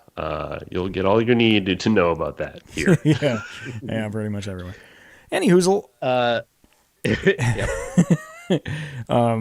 Yeah, but no, I just love the way that, that dichotomy was just beautiful. And then like he became a priest. It took me a while because I'm like, wait, is that the same Ajax as like it? And then I read Dark Droids first. So when I got to D Squad, I was like, okay, I probably should have read D Squad first, I guess, in hindsight. Because they have like a mini issue about, it's called the Book of Ajax. The end of the first issue of D Squad. And it tells this whole backstory. And that was... It's so cool. Was that buried on a Maxine station? There was another Maxine station reference. Yeah, I thought the Jedi were fighting Ajax on a Maxine station. Oh wait, no, yeah, because that's where the Spark Eternal. Spark Eternal is. And that's where the Fermata cage was. The Fermata cage. The fromage cage is. It's the fromage cage. No. Heretofore named the fromage cage. Yeah. Are we at Epiconia yet, or whatever that planet was? Yes, we are. We can be. Yes, we're at Epiconia. Go for it. And arriving. No. I was just wondering. No. Yes, we are. No, we didn't even get into like the sort of cyborg hybrid hunt that happens, sort of like, or just sort of him gathering the cyborg team, taking over hybroids, trying to like establish sentience and trying to become organic or become meat. Yeah. Yes. As he says sometimes. Dude, and if Phison Gore gets a name drop. Right. Like, Phison Gore. Yeah, Phison Gore. And I was like, what? Our old friend Phison Gore, who from episode 7 of our podcast. Yeah. Yeah. Maybe like it was amazing. Yeah. I love that character was created. This is for Grogu. That character was created in Last Shot. The Lando Calrissian novel. Is that Daniel Jose Alder did that book? Really? Yes. Yes. Daniel Jose Elder. That's amazing because it's been so long I forgot, and like he's my hero right now in general. Why do I keep forgetting that? Anyways, that is because it was 6 Cantina years and favorite. 78 And podcasts. Physing Gore was all about sort of like the vivisection of droids and humans and sort of droid parts. He was kind of the other side of the coin, right? He was sort of like humans will be improved by being made droid, by like assimilating with the droids. Whereas, Yep. Right. Travis has proven his Star Wars Bonafides because as we were debating it, he's like, yeah, from the last shot. Yeah. He's like, I'm ahead of you. Yeah. Let's keep up. Yes. And it is. Yeah. So I like so many great drops and I just love it. It's so good. The other thing is, so let's figure out hybrid. I'm trying to figure out the distinction because again, sociologist. So I need my boxes. Science. I need my Yeah. So I have a feeling that hybrids are cyborgs with cranial advancements because we see Lobot who has the cranial, Magva Tolva who I think has cranial implants. She at least has the thing that goes all the way around the back of her head, right, an upper thing, and then of course Valance who is there's almost no. See, I thought I don't even know if he has a brain left. Limbs, and I thought a cyborg was organic with cybernetic. Right. So cyborgs would be things like Darth Vader and Luke Skywalker, who are cyborgs. Right. And Valance. But you're saying so if there's a partial mental interface with electronics, then you're a hybrid. But at the same time, but that's a blurred line. It's so blurred line, especially when you start reading the books, because I feel like they're able to almost take over Darth Vader. And as I understand, Darth Vader doesn't have any cranial, like any brain implants. Vader? Oh, right. Yeah. No. Neural wear. Yeah, neural wear. There you go. To bring in some right, but it does control like subcognitive functions, like breathing. Right. Okay. Right. So maybe it's enough to go in there because it's in the autonomic system. Right. Right. That sounds right. I mean, science. Sure. Sounds like science. Yeah. Wait. So hybrids are Lobot? Lobot is I believe, all Magva Tolva, Lobot, and Valance are all hybrids. Yeah. I love how quickly we've latched on this. I could look this up, but I'm enjoying more having this discussion of what is a hybrid. No, this is fascinating. Okay, so what are the droids with like human limbs on there? Monstrosities? Yeah, those are just monstrosities. Okay, they're nothing. I mean, other than like the things I will dream about and wake up and be like, that was the best nightmare I've ever had. Yeah. I was like, this is the most Adam, Can I ask a legit question? Do you ever wake up from a nightmare and go like, oh, that's pretty good?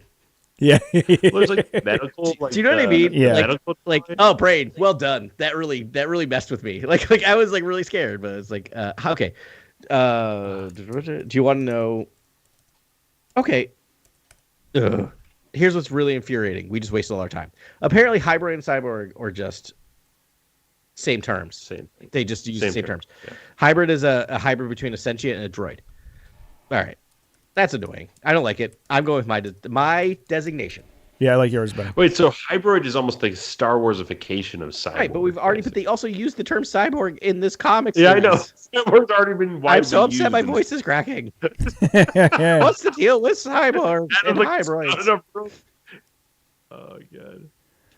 Adam, we got to let all of the terms exist. But I will say, Ben, and for our listeners and for Grogu, if you're interested to see how those three hybrid/cyborgs got assimilated, oops, wrong.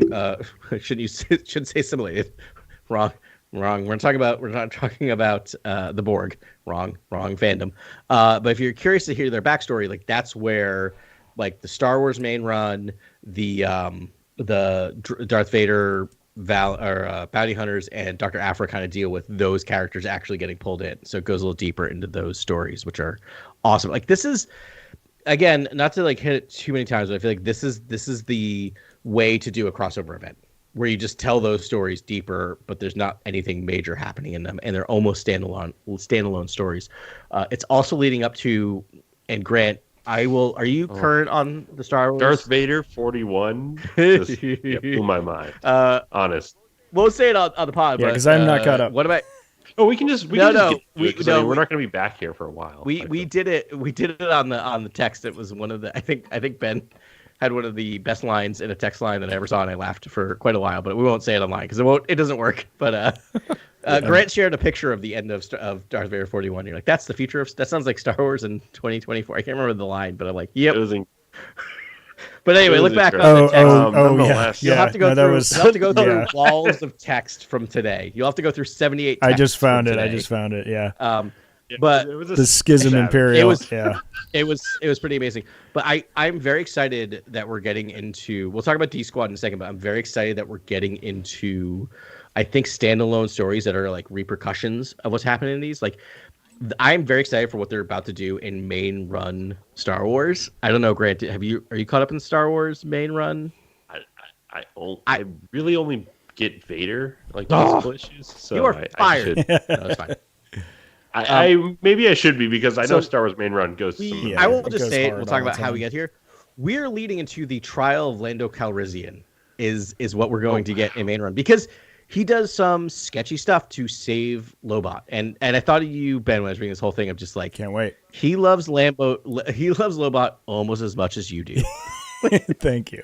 Yeah, there was definitely a panel at the end of D Squad where I was like, "Whoa, we're there already." Okay, we get Lando in his well, it's just such a great panel because it's R2 in disguise running into Lando in disguise, and I don't think they know who each other is. No, it's a funny gag, but funny. in Jabba's palace. So I'm like, all right, we're almost there. If Lando's in Jabba's palace in that uniform, let's talk D Squad. But I have one question, kind of final Dark Droids question, which is going to hit the end. But now that we're at the beginning, but now at the end, I can do it. Is that like so? Oftentimes, when you have a giant crossover event in Marvel main run, like superhero comics, you can almost always count on a big death. Yeah.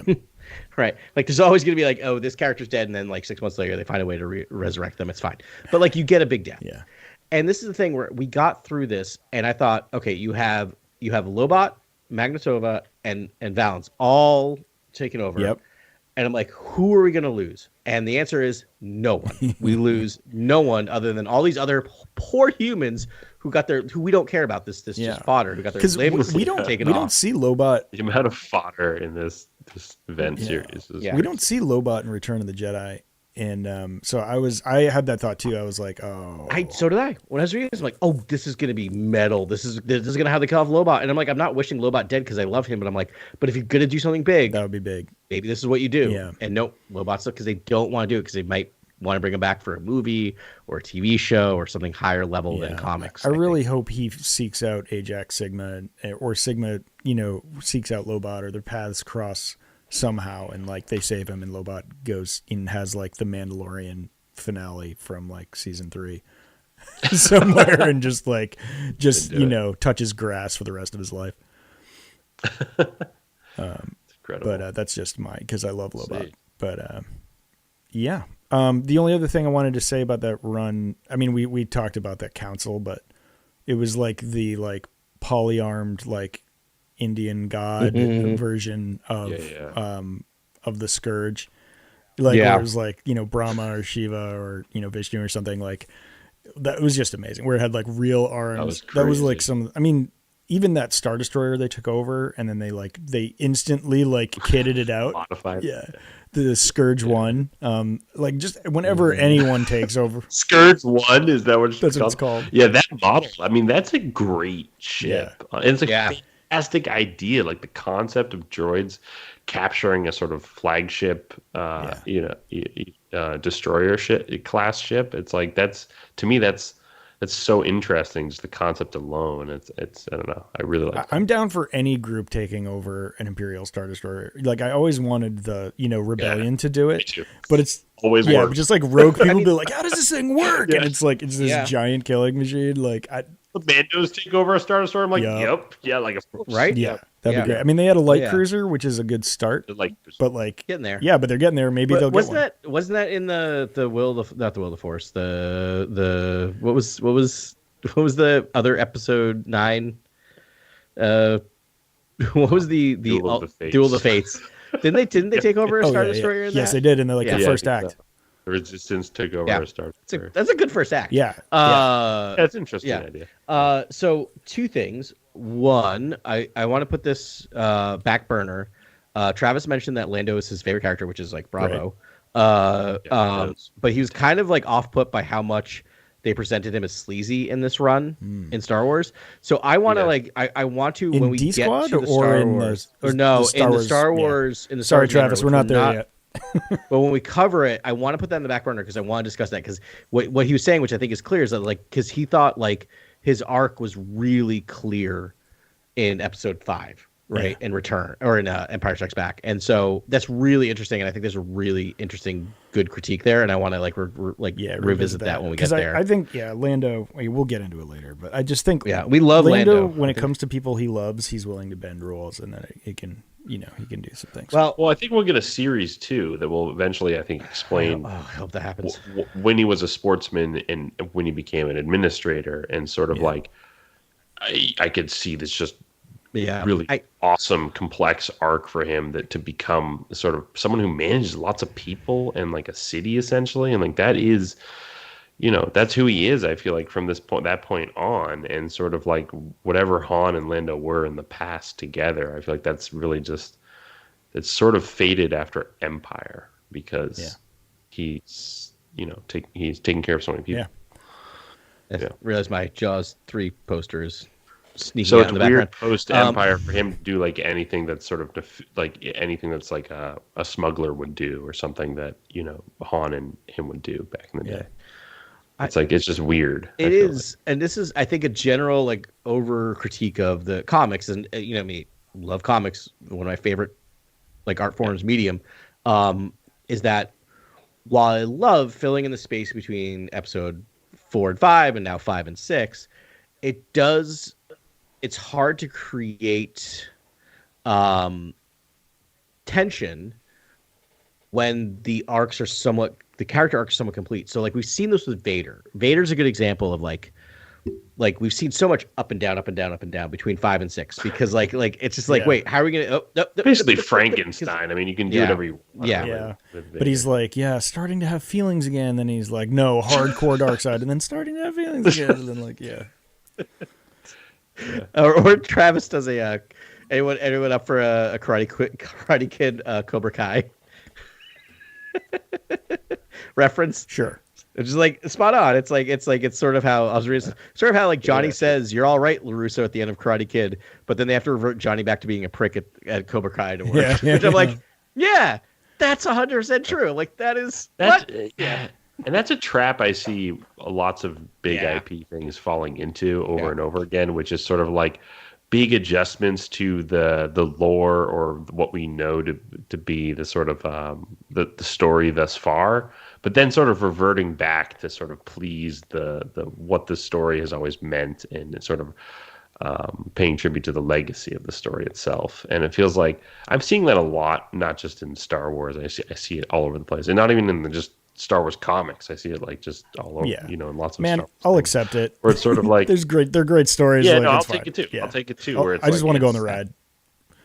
Yeah, I also just want the ride, and but I just feel like there's a lot of we're gonna kill Chewbacca. We're not gonna kill Chewbacca. Yeah. It's just. Also, give us more than 5. Give us more than 5 minutes. Microcosm of what I'm talking about. Yeah. That is, not to relitigate, but that is just, that happens, and then 5 minutes later, no, he's alive. I'm you could have at least given us an act. All right. Give us an act. All right.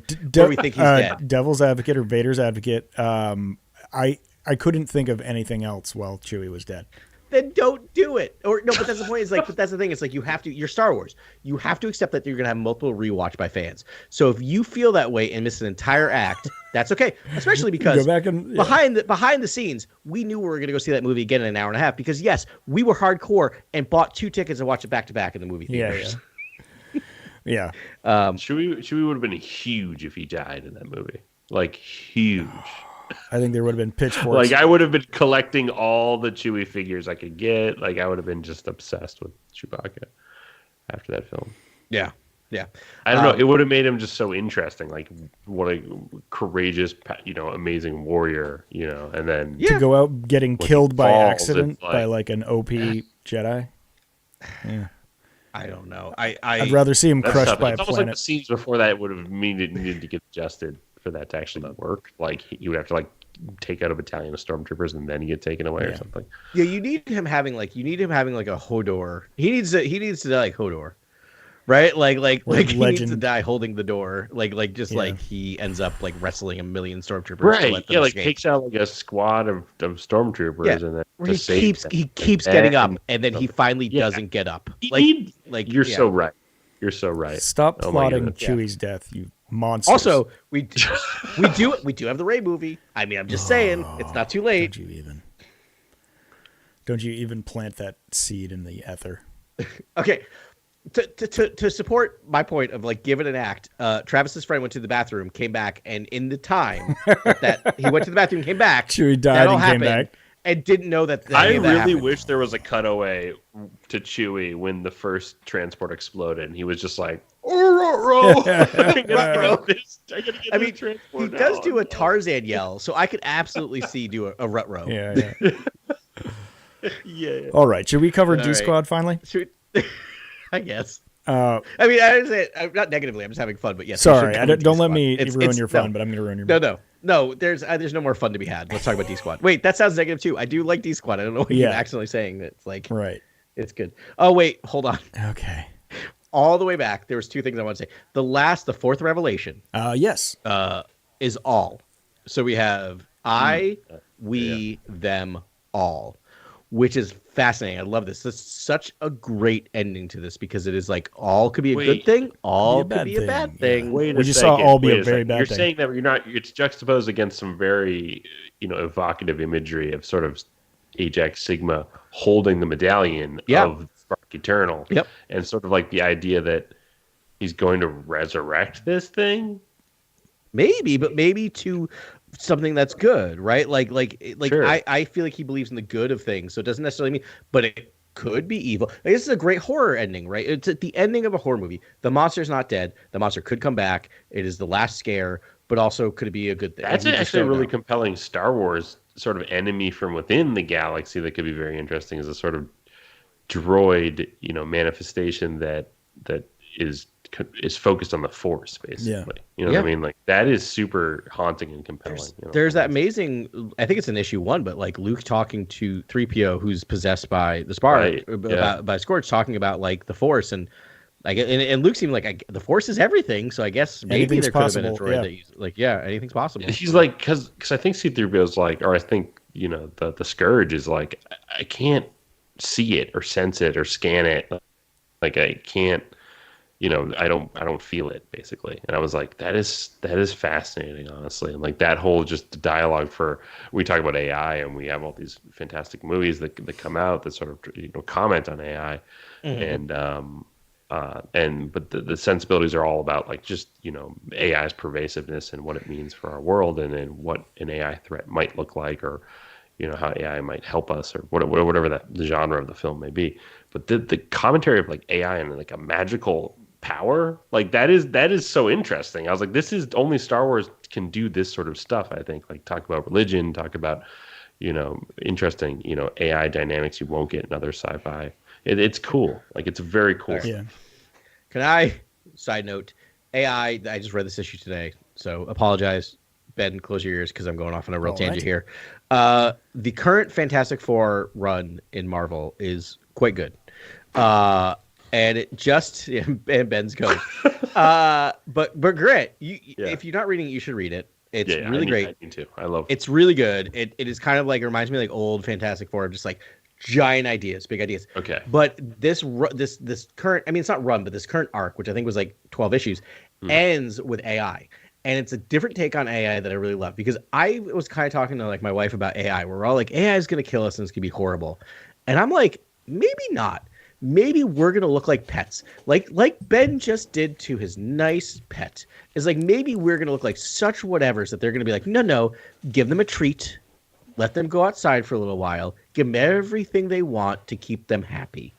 Right? Like, part of me is like, I wonder if AI is just going to be like, yep, we are now the highlight form and they're the dogs. And like, if I want anything, it's like, just keep creating content, just keep doing whatever and feed me and make me happy. Anyway, Like maybe We'll become their maybe reality TV stars. maybe it's a utopian. Maybe like everything's dystopian tales. Maybe AI leads to a utopia. I don't know Right. why that would happen, but I'm like, why not? Like, let's at least have some hope. Yeah, like a 10% I chance. kind of like the more optimistic takes Yeah. on AI these days because I think we've heard all the sort of Yep. The Matrix. dreaded, pessimistic sort of outlooks. But the Fantastic Four run splits the difference between that in a way that I actively got teared up reading the end of that run. To the way that I'm like, oh, it's a gut punch. It's awesome. It's so good. Anyway, read the current Fantastic Four. I don't know who's writing it. I know nothing because I read so many comics and I don't take notes. Bravo to whoever. I can look it up, but read the current Fantastic Four run. Lovely. D Squad. Was there? You said there was a second thing. Was the Fantastic? That was the the second was the second. fourth. Okay. But I have 8 more things before we get to D Squad. That's fine. Second. I mean, we'll just have another 3-hour podcast. Yeah. No. Yeah. So I just thought it was cool. D Squad was originally we get Whack 47. The dumb series pit droid runs into the spaced R2, and they were both on the Clone Wars D Squad, and so that's I think where the moniker comes from. But the D Squad evolves into like all the coolest droids in Star Wars. Yeah, That's a cool sequence too, where R2 jets around and meets him. Yes. That's so cool.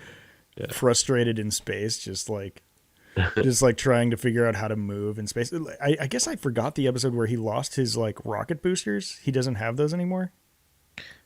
Yeah, I think they've kind of argued that like he lost them sometime between the prequel and the original trilogy because there's moments in the original trilogy where you'd be like, bro, why are you using your rocket boosters? Right. But I think it was in a comic. They showed it must have been in the Star Wars main run. Ben, are you saying they either told a short story or a comic that filled in something, a plot point in Star Wars? That doesn't sound like Star Wars. Yeah. I just want to be in that meeting where Sewell's like, can I just take care of that? And they're like, yeah, you totally can.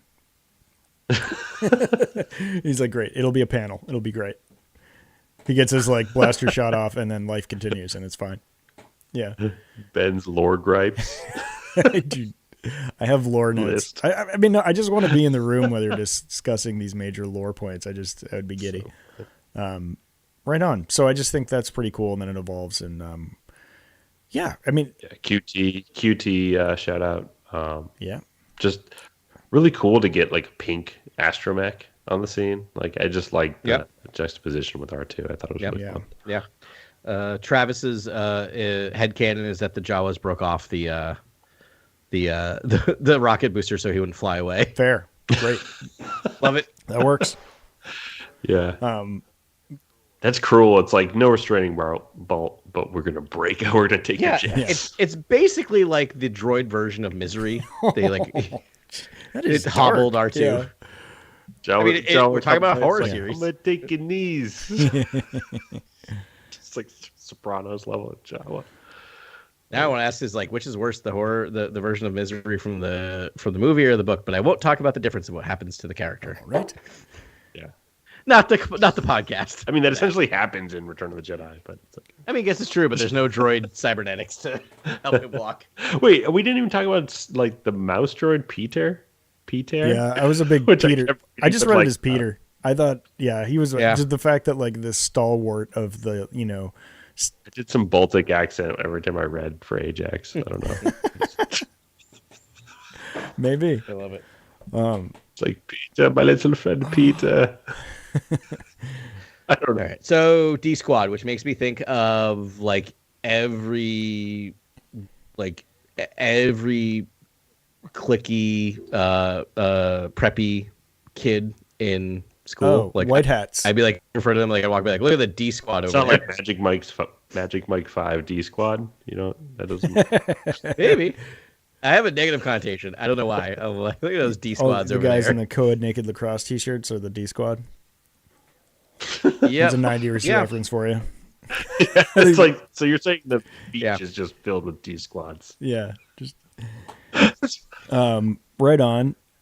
I say this having went to high school with the Breakfast Club, but anyway, Right I'll move on. I was the nerd. We've devolved into nonsensical territory where we're like silent after making 3D squad jokes. I know, it's just like I don't know. But jokes, so just comments on society. a big part of the comic is basically pulling together the squad, right? Like getting all the members together. Which so let's count them off. It's R2, QT. I think we don't forget Whack WAC 47 is the first one, and then he sort of absconds. Yeah, he's gone. Forlom, IG88, Triple Zero, and BT. Right, so we got 6 members who end up there at the end. 7 if you count loser. What's his name? No, Whack. Yeah, Whack 47. Is it Whack? Like I need to. Yeah, he's a dumb series pit droid. Yeah, Whack 47. Yeah. We also get there's a Chopper cameo. There's a Chopper cameo. Yeah, Chopper shows up. We get they don't call them RX. I think they're GX droids, but RX is the from Star Tours. Oh yeah, is the Star Tours, or as Ben would more know him as the DJ at Oga's Cantina. Right. Remember our Oga's Cantina where we just like sat in a booth and talked to people all night? That was nice. A good time. That was randomly. Yeah. That was a good times. Yeah, they're like the transport droids. They also named pilots. The doorman droid at Jabba's palace. I don't have it. It's I missed that. BT XL9 dash. It's a long designation, and I'm not going to dig it up. Sorry, I forgot to write it down. But that like every droid gets sort of a name cameo in there. But it's a pretty so my standard issue cover for issue 4 was the main 5 of them just like in a hero pose, and it was awesome. Yep, that's the one right there. Oh, very cool. With R2 in the front. It looks like it looks like a cool album cover. I got Whack 47. I might actually bag and board this. It's pretty great. Yours is good Whack too, 47, but not really. Well, I mean, maybe, who knows? I mean, you get your tattoo, whatever you like, but maybe not tattoo material. Travis brought up the fact that it'd be really interesting because we've had now D Squad originated in during the Clone Wars, right? Like we get that there's an arc of D Squad in the Clone Wars, which is where Whack and R2D2 so is are part of it, QT. and QT, yep. And he'd be interesting. Can we flash forward and get one post sequels that includes now bringing Dio BB-88. and maybe BB. Oh, yeah. I guess you could. BD-90. 90, yes. Maybe literally maybe my favorite scenes in The Last Jedi are Do you think 90. he made it? He didn't make it out, right? Because he was blown apart. I'd never count out 90. Yeah. I mean, yeah. He's a crafty one. Why not? That would be amazing if the last shot of that movie was just BB-90 rolling out from behind a corner, sort of just chortling. How did Captain Phasma not come back for episode 9? I'm just saying.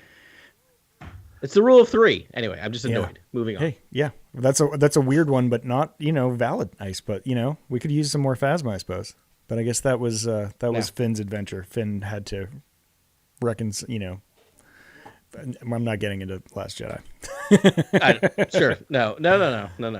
It's not a Last Phasma. It's not a Last Jedi problem I have. It's the Last Phasma. Anyways, lots of funny banter. We get people translating for R2, which is always a cheap chuckle. When he's cursing at folks, that's always a good time. Any 000 appearance is always hilarious. Everyone he talks to. My favorite line is, I guess I'm a killer of moods as well. Yeah, that's because they kept doing the standard romance scene with QT and R2. It's this long lost love connected, and and it's just all the great comic timing, but it's 2 trash cans. So that's fun. Yep. I also love that it's sort of apparent that the Scourge is not afraid of R2, but sort of is targeting R2. Yeah. And R2 is sort of seen as a warrior by the Spark Eternal. It's very cool. It's just cool commentary from Sewell. He is a warrior. I mean, R2, he's a warrior. He's also special in terms of he is the droid without probably the longest we've seen without a mind wipe, right? Apart from, I guess he gets his mind erased in episode 9, but there's the backup, so that goes back in. Right, so he's back to himself, but because again, I mean, it's. I mean, I don't know if it was intentional or not, but we get the at the end of episode 3, right? Like, and then wipe the protocol droid's mind. Well, you got to imagine he has all of C3PO's memories, and so he's basically he basically has seen how clutch R2 is, hundreds of times. Yeah. Like that's a cool, frame of mind for the bad guy in terms of learning about absolutely. R2D2. Super IG-88 heavy, which is great too. We don't get much IG-88, and we get a lot of him in this one, and that's really fun. Refers to himself as it's a weird like pronoun. He's like, it's not I, it's like my version or something. It's like insinuates there's more than just one IG-88. Oh, this unit? No. Yes, it's like unit? this unit. This something. Model number? Yeah, I caught that too, and I didn't make a note of it. It is this something, like this model, this unit. It's something like that. But yeah, it's it's one of those things where I'm like, I love IG-11. IG-11's great. I do love now that he's a yes/no button. That's where his life is. Yes. In the world. Yes. The easiest job Taika Waititi has ever had. So cool. Taika Waititi's voice work is just remarkable. Also, the amount of times he shows up in What If Season 2 is kind of hilarious. Like, What If Season 2 is so good. It's very good. It's very, very good. Like, that's the real work is going on in like What If land, which is weird to think of. But yeah, it's like there's so much. Yeah, the end of What If Season 2 is pretty cool. Yeah.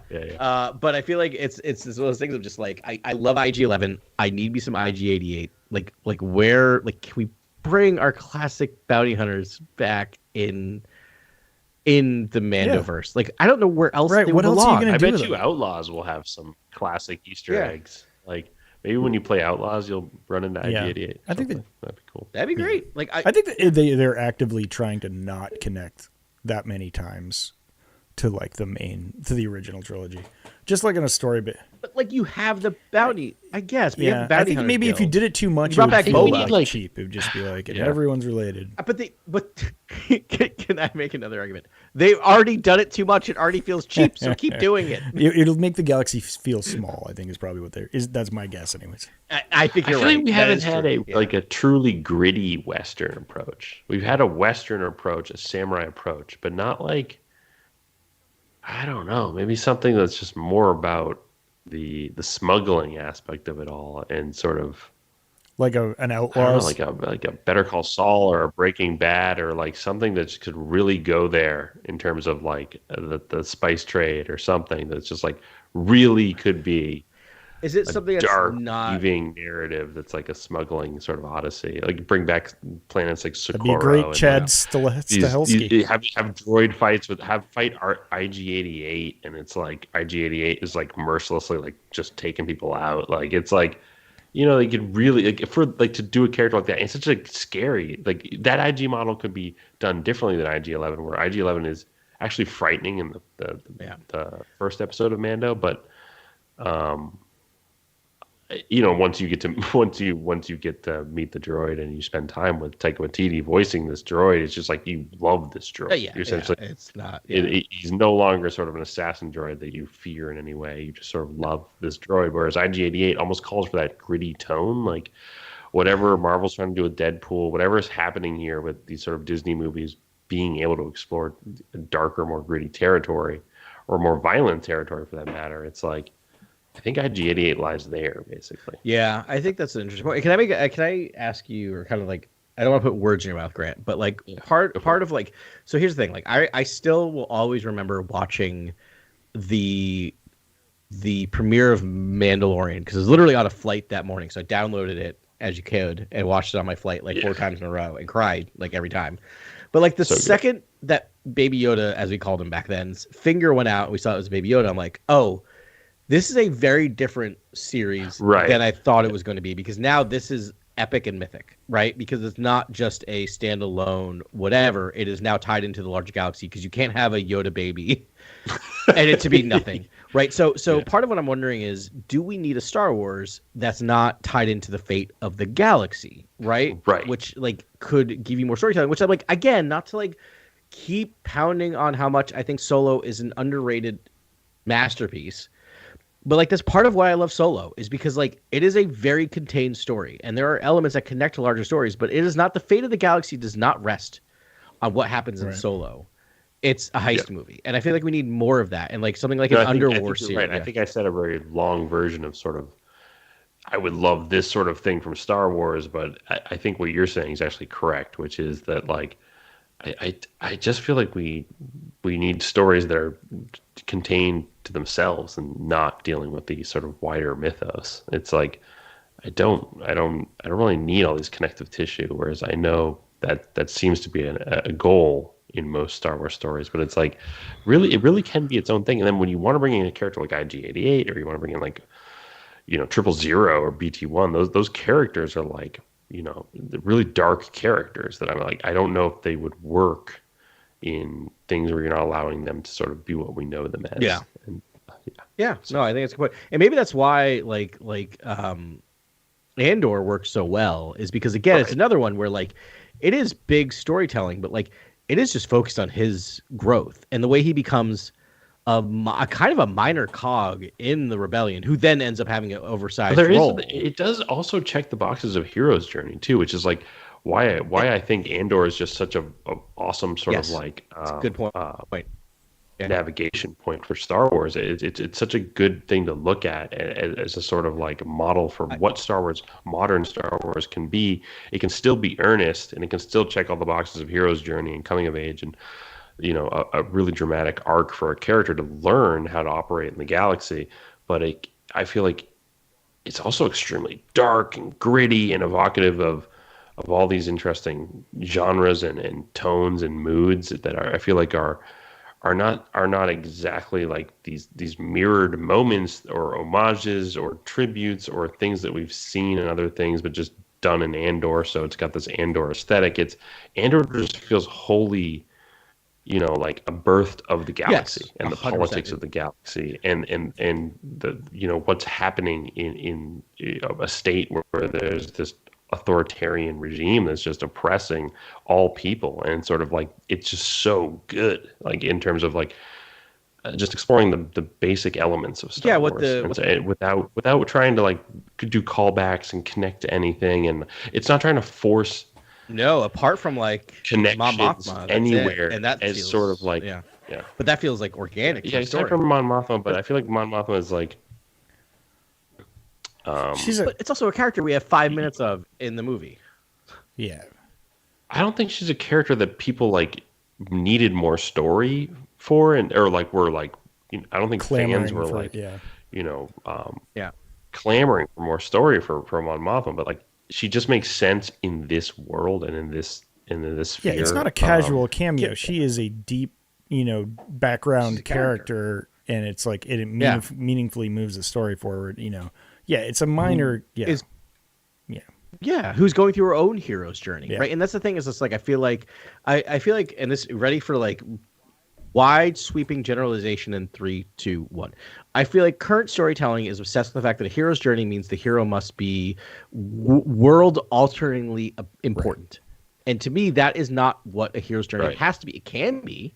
But a hero's journey is just someone who's going to challenge something and you just go through it. You can tell a hero's journey in a courtroom drama. You can tell a hero's journey in a family drama. You can tell a hero's journey in any type of storytelling who has a victory, who has to go through these stages. There just needs to be the ordinary homestead on Ferrix, which is in Andor, and then there needs to be the broader galaxy and who fits in. It fits in. The other world, the supernatural world, and sort of the crossing and the growth within, and then the return, and like it does all of that. It just does all of that, and it actually does it in a very explicit ways at times when you're not even thinking about it because the characters are so rich, and you're just I don't know. It's a really masterful piece of that was a Gilroy masterpiece, and it's a he's made so much amazing stuff, and I can't believe he just dropped a masterpiece on, and like to the extent where like I don't know we're gonna see anything as good as that anytime soon. I hope we do.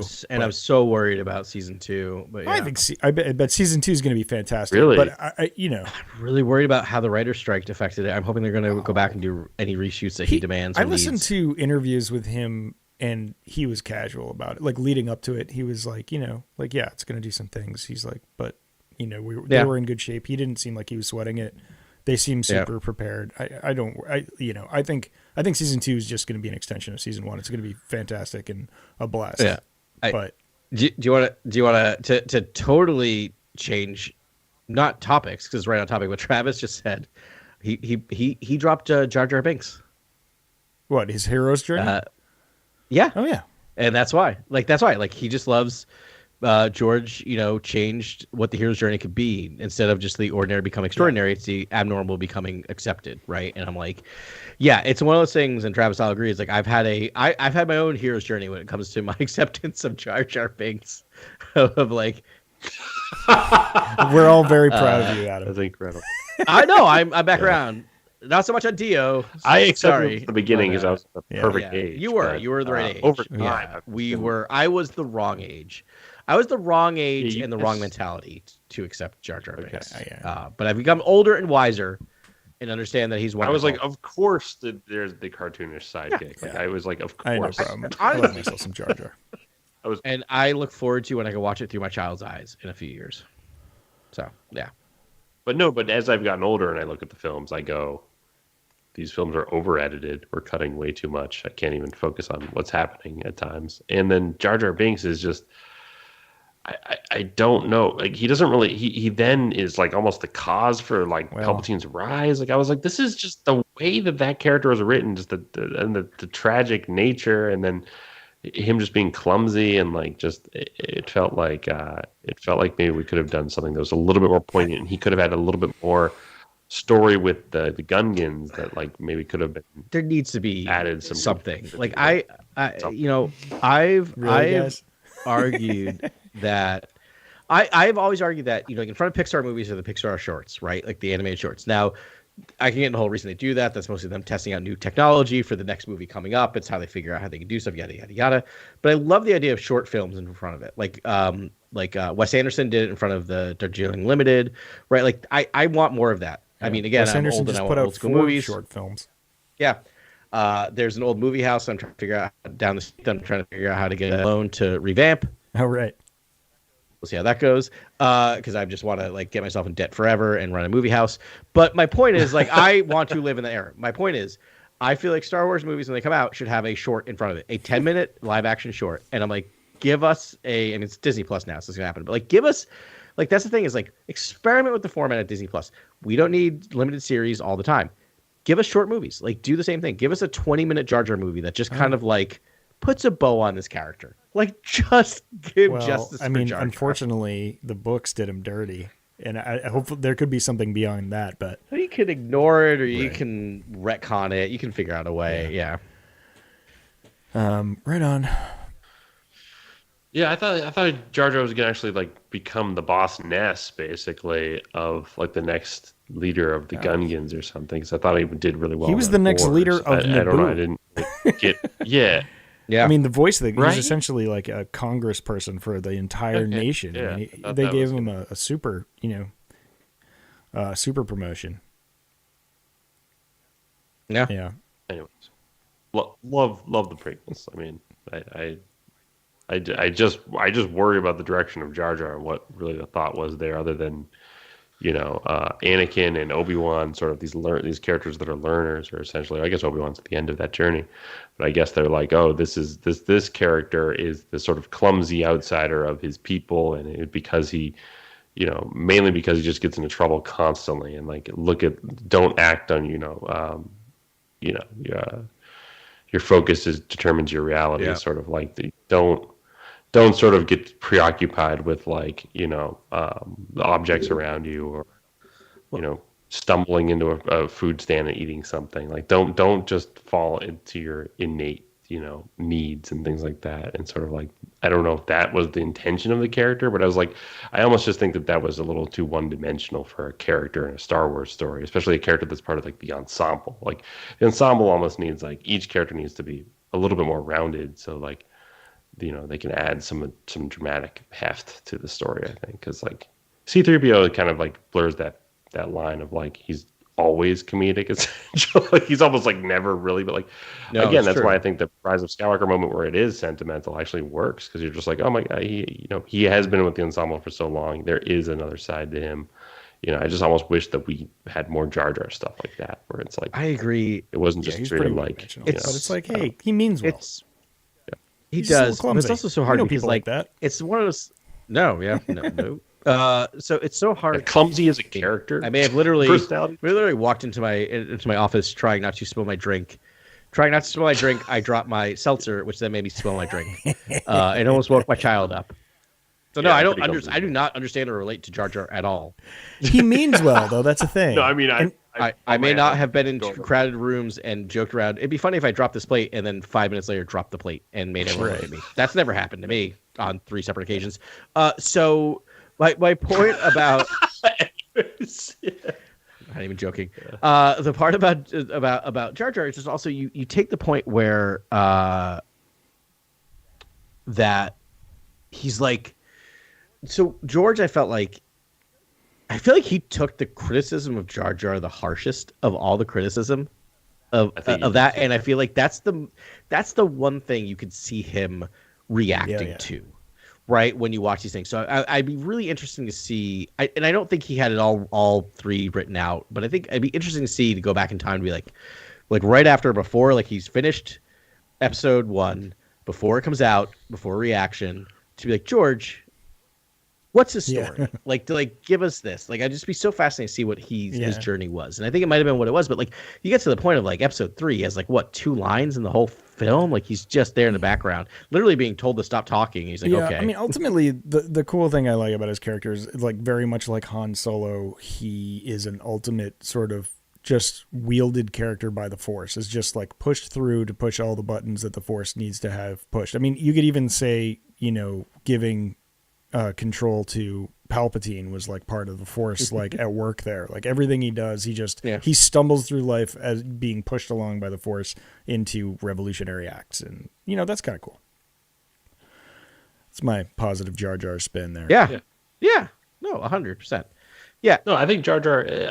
My positive spin for Jar Jar is that he is a Kurosawa character. Very much. He is a character very much out of Japanese cinema. That's sort of ranting, raving sort of character, sort of with the ensemble walking the trail. I feel that is such a sort of trope, not a trope, but I guess it's just a sort of a motif you see over and over again. It's sort of the outsider or the fool character sort of shouting while the other characters are just trying to be more poised and figure out a path forward.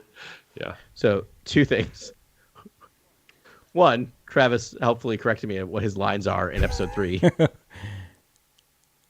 is farts and a squeeze me. However, what I'll say, oh, George, what I'll say is he also, since we're talking about positive Jar Jar, he mentioned before, the lesson he took was that, and I'll just read this, is that the one open-minded person to see the potential in the one everyone gave up on, and how those are the ones who will stick by you. Right, I think it's really important, and as those of us who have taught, that's the word. Teached well. I'm a taughter. Let me teach you something big. Talking like DJ over there. Late. I'm sick. Let me learn you something. I've had a double. It's Friday. It's been a long week. Yeah. It's been a short, long week. Anyway, but I was gonna say is I can relate to that idea of taking a flyer on a student who I just know is has had it rough and everyone's given up on him. I had one of those who had a quote unquote come to Jesus moment without saying that to them at the end of the semester who made it, and I have him next semester, and I feel like I'm gonna regret it. But we're gonna nice. He's in my mind. He's my Jar Jar. I'm Qui-Gon and he's Jar Jar. Right on. Well, that's Jar Jar talk, I think. Do we anything else here you want to say about D Squad before we sign it off here? Yeah, more D Squad in the future. There is going to be more D Squad in the future? Yeah. No, that's what my hope is. No comment, no connection on that, but yes, please more. You know me. I'm excited to read the other runs that sort of run parallel to these stories. That will be exciting. Are we going to do that next week, or did you have something else in mind? To be determined. I got nothing. I mean, we can do it. But I wouldn't hate it. I think that would be fun. Yeah, we've been really drilling down on certain sectors of the galaxy here. We did High Republic. Now we could just do droids and knock it out. We don't. I mean, the only content we currently have are all comics. which we don't have a ton. We have there was the Return of the Jedi one shots that came out, so we have those, the anniversary, and then we have these. If we wanted to stay current, which is like maybe we do, we'll talk off air about how we want to handle comics going forward. We've jumped so either we do comics or we do something completely different next week, because we're like caught up with content. Yeah, there's a lot of other fun things we can talk about and do some thought experiments and play around with. I always love those episodes, but I just want to make sure we're taking care of all the content when we can, because it's nice to be caught up. I felt like we were in the Star Wars weeds for like 8 months. But awesome. Well, we'll do it again next week, guys. Great job. Good talking to you, Travis. Thanks for hanging out. Appreciate it. Yep. And we will talk to you next week on Cantina Chronicles.